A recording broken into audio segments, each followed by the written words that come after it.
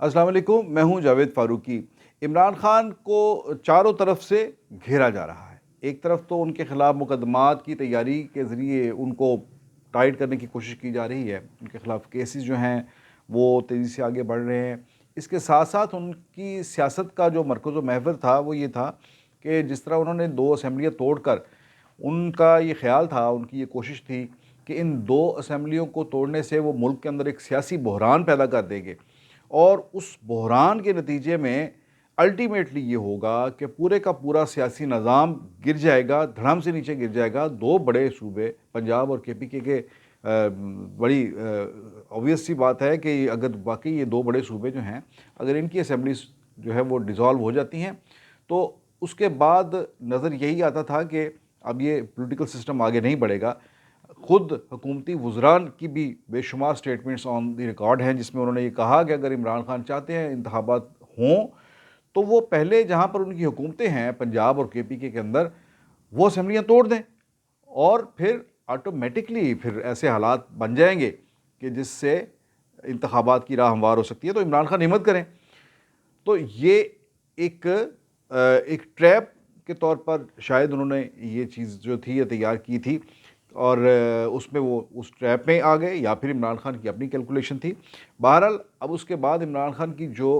तयशुदा politics थी, जो उनका जो ख़्याल था कि इसके बाद आम इंतखाबात की राह हमवार होगी, अब वो ऐसा होने नहीं जा रहा और अब तक यही नज़र आ रहा है कि इंतखाबात जो इमरान खान की तवक्कुआत हैं कि 30 अप्रैल को, जो उनके अपने ही सदर ने तारीख अनाउंस की कि उसको 30 अप्रैल को पंजाब के इलेक्शन हों, ऐसा होता हुआ नज़र नहीं आ रहा। और अब इसके लिए हुकूमती इत्तेहाद ने अपनी चाल चलनी शुरू कर दी है। ये चाल क्या है, उसमें क्या कुछ होने जा रहा है, ये आज के व्लॉग में मैं आपको बताऊंगा कि हुकूमत किस तरह से इमरान खान को अब दीवार के साथ लगाने की कोशिश करेगी और उसके लिए उन्होंने अपने एक एक करके कार्ड्स खेलने शुरू कर दिए हैं। तो मज़ीद गुफ्तगू सुनते रहिए, मेरे साथ बने रहिए और आपसे गुजारिश है कि मेरा चैनल सब्सक्राइब करें और इसे लाइक और शेयर करें। तो जनाब, हुकूमत क्या करने जा रही है, ये बड़ी इंटरेस्टिंग चीज़ें हैं। पिछले 2-3 दिन के अंदर जो डेवलपमेंट्स हुई, जो बातें हुई, जो बयानात जारी किए गए, जो गुफ्तगू हुई, अगर वो सारी रिकॉल करें तो मुझे तो बड़ी पिक्चर क्लियर नज़र आ रही है कि क्या हुकूमत क्या खेल खेलने जा रही है और ये हुकूमती इत्तेहाद जो है ये इमरान खान के साथ क्या खेल खेलने जा रहा है।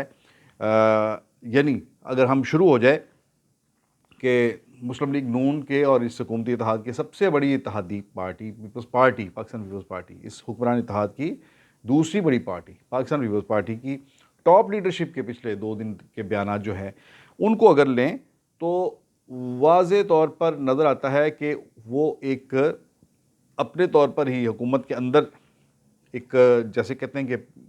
प्याली में तूफ़ान लाने की कोशिश कर रहे हैं। सबसे बुनियादी बात जो इंतखाबात को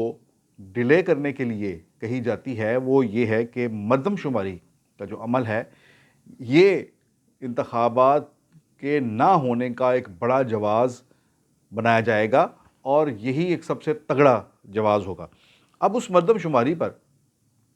जो कि हुकूमत ने खुद शुरू की है, अब वो डिजिटल मरदमशुमारी है और उसका बड़ा क्रेडिट भी ये लिया जा रहा है कि वो डिजिटल मरदमशुमारी पहली बार हो रही है और डिजिटल होने की वजह से इसकी शफाफियत वो बहुत ज़्यादा यानी यकीनी होगी और जो पहले एतराज़ात थे वो सिंध से और सिंध की कौम परस्त पार्टियों की तरफ से या फिर एमकेएम की तरफ से जो थे, अब शायद उन्हें वो मार्जिन ना मिले उन एतराज़ात के करने का। कहने का मतलब यह है कि डिजिटल मरदमशुमारी एक क्रेडिट था, लेकिन इस डिजिटल मरदमशुमारी पर हुकूमत की ही इत्तेहादी पार्टी जो है पाकिस्तान पीपल्स पार्टी, उसके चेयरमैन बिलावल भुट्टो ज़रदारी, मुल्क के वज़ीर ख़ारजा, उन्होंने जो है उंगली खड़ी कर दी है और उन्होंने कहा है कि इसके अंदर शफाफियत नहीं है और उनका ये ख्याल है कि सिंध के अंदर जो मरदमशुमारी है वो ट्रांसपेरेंट नहीं है और उसमें सिंध के लोगों को पूरी तरह से नहीं गिना जा रहा। वो इस हद तक आगे चले गए कि उन्होंने ये भी कह दिया कि हम हुकूमत से अलग भी हो सकते हैं अगर हमारे तहफ़्फ़ुज़ात को दूर ना किया तो। अच्छा, ये भी बात ज़हन में रखें कि इससे पहले एमकेएम भी नई मरदमशुमारी पर, पिछली मरदमशुमारी पर भी उसके एतराज़ात थे, लेकिन अब इस मरदमशुमारी पर भी उसने अपने तहफ़्फ़ुज़ात का इज़हार किया और वज़ीर-ए-आज़म से 10 दिन इसे एक्सटेंड करने का मुतालबा किया, जो उन्होंने कबूल कर लिया। अब बिलावल भुट्टो जो है, जिनकी पार्टी इंटीरियर सिंध के अंदर बहुत ज़्यादा मजबूत है, अब वो इसके ऊपर एतराज़ कर रहे हैं और ये इस बात में कोई मुझे तो ऐसे ही लगता है कि इसी किस्म के कुछ एतराज़ात मज़ीद सामने आएंगे तो मुमकिन है कि मरदमशुमारी में कोई हफ्ते का तातुल भी कहीं आ जाए, और वो अगर वो तातुल आता है तो उसके बाद वो फिर उसका टाइम जो है वो मज़ीद बढ़ सकता है, 1 महीना 10 दिन, जो 40 दिन के अंदर जो मरदमशुमारी कंप्लीट होनी है वो 60 दिन पे ले जाए। तो जब ये 60 दिन पे जब मरदमशुमारी चली जाएगी तो मरदमशुमारी में जो अमला काम कर रहा है ये वही लोग हैं, वही सरकारी मुलाजमीन हैं जिन्होंने इलेक्शन कंडक्ट करवाना है। यानी वही टीचर्स, वही महकमा ज़राअत के या दूसरे आबपाशी के या दूसरे महकमों के का जो स्टाफ है, सबॉर्डिनेट स्टाफ है, जो घर घर जाकर मरदमशुमारी कर रहा है, यही होते हैं प्रिजाइडिंग अफसर वगैरह और असिस्टेंट प्रिजाइडिंग ऑफिसर पोलिंग स्टेशनों के ऊपर। तो जब ये मरदमशुमारी में बिज़ी हैं तो ये कैसे जाकर इलेक्शन करवाएंगे? तो एक तो ये चीज़ जो है इसको किया जा रहा है। दूसरा, पीपल्स पार्टी जो है वो एक ऐसे लग रहा है जैसे हुक्मरान इत्तेहाद से थोड़ी सी अलग जो है वो लाइन ले रही है।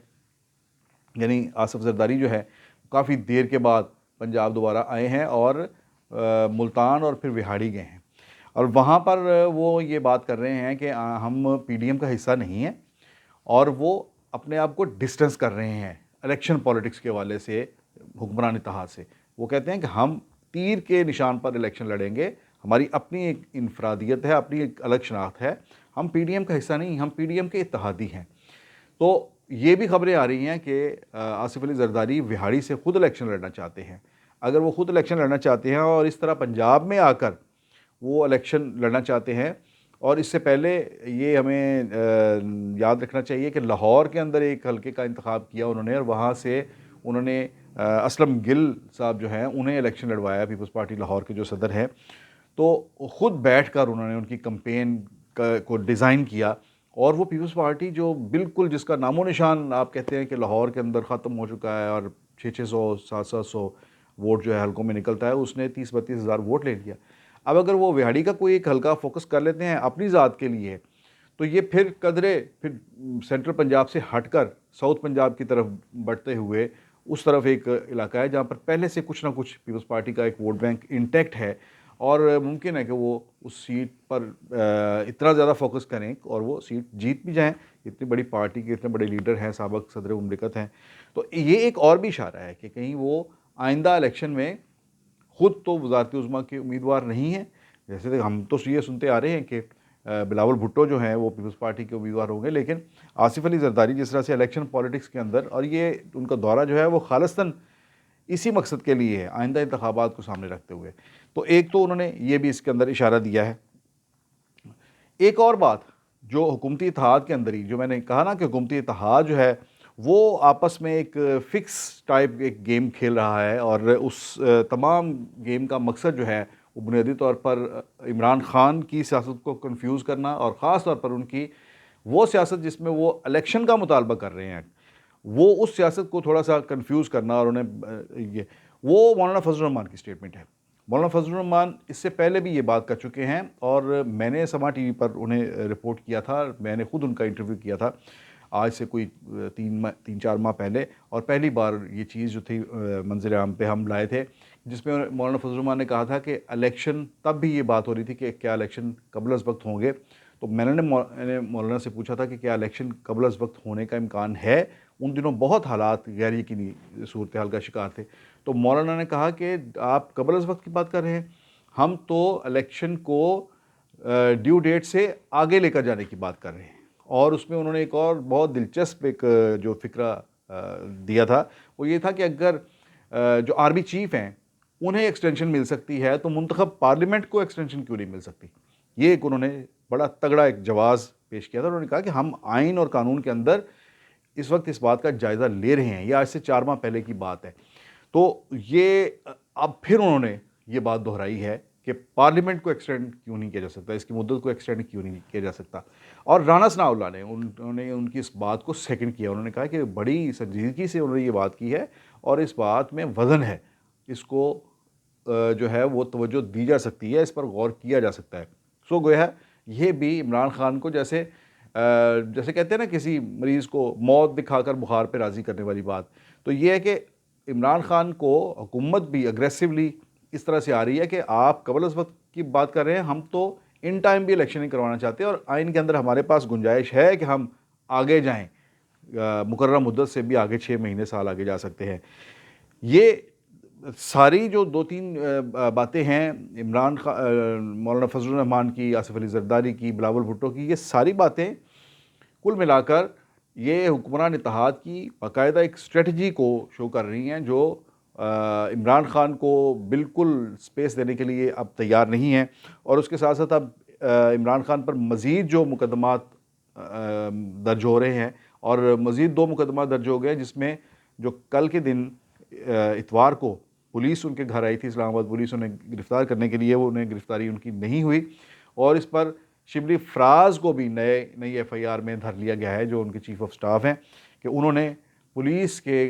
काम में मुदाखलत की है, कार सरकार में मुदाखलत की है और गलत इन्फॉर्मेशन दी है कि इमरान खान वहाँ पर मौजूद नहीं थे और इमरान खान ने भी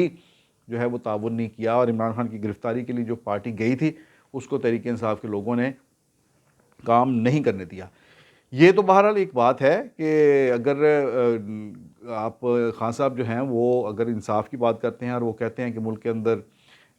2 कानून नहीं होने चाहिए, 1 कानून होना चाहिए, और जो कानून एक गरीब के लिए जिस तरह से हरकत में आता है उसी तरह से एक अमीर और बाअसर आदमी के लिए भी हरकत में आना चाहिए। तो अब तक ख़ुद इमरान खान, सच्ची बात तो ये है कि वो